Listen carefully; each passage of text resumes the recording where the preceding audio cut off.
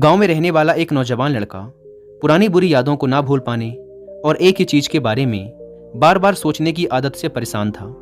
अगर उसे कोई कुछ कह देता या फिर उसके साथ कुछ थोड़ा सा भी गलत हो जाता तो वो बस उसी एक घटना के बारे में पूरे दिन सोचता रहता। वही बात उसके दिमाग में हर समय घूमती रहती। फिर वो या तो अपने साथ हुई किसी बुरी घटना के लिए अपनी किस्मत और भगवान को कोसता रहता या फिर अपने मन में उस इंसान से बदला लेने के ख्याली पुलाव बनाता रहता जिसने उसे कुछ कह दिया था या उसके साथ कुछ गलत किया था।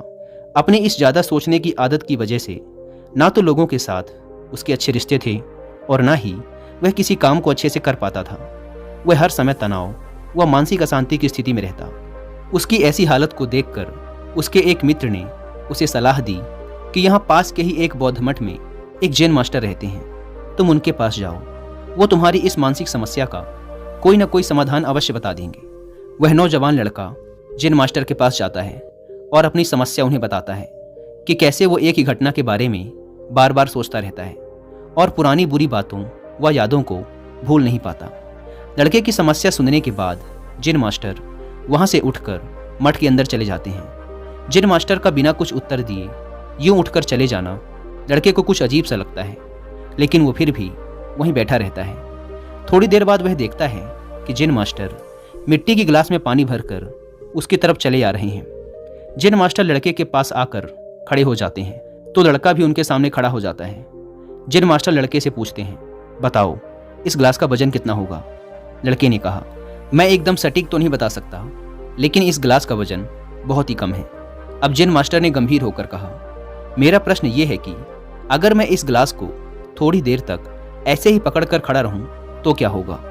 लड़के ने कहा, कुछ भी नहीं होगा।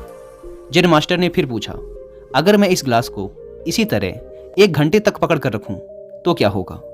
आपके हाथ में दर्द होना शुरू हो जाएगा। लड़के ने कहा। जैन मास्टर ने फिर प्रश्न किया, अगर मैं इस गिलास को ठीक इसी तरह पूरे दिन पकड़ कर रखूं तब क्या होगा? आपके हाथ में बहुत ही भयंकर दर्द होना शुरू हो जाएगा। आपका हाथ सुन्न भी हो सकता है, आपकी मांसपेशियों में भारी तनाव आ सकता है और यहाँ तक कि आपके हाथ को लकवा भी मार सकता है। लड़के ने गंभीर शब्दों में कहा। जैन मास्टर ने कहा, बहुत बढ़िया, लेकिन क्या इस दौरान गिलास का वजन बदला? लड़के ने कहा, नहीं, वजन तो नहीं बढ़ा। तब भला हाथ में दर्द और मांसपेशियों में तनाव क्यों आया? जैन मास्टर ने पूछा। बहुत समय तक पकड़े रहने के कारण, लड़के ने जवाब दिया। जैन मास्टर ने फिर प्रश्न किया, अब इस दर्द से छुटकारा पाने के लिए मैं क्या करूं? गिलास को नीचे रख दीजिए। लड़के ने कहा। जैन मास्टर ने कहा, बिल्कुल सही, और जीवन की परेशानियां भी कुछ इसी तरह होती हैं। इन्हें कुछ देर तक अपने दिमाग में रखिए और लगेगा कि सब कुछ ठीक है।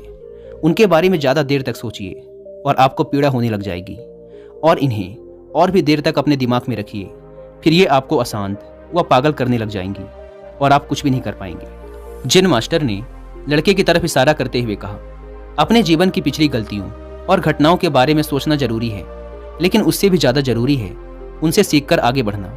अगर तुम एक ही बात को पकड़कर बैठे रहते हो तो ठीक उस गिलास की तरह यह भी तुम्हारे जीवन में दर्द पैदा कर देगा।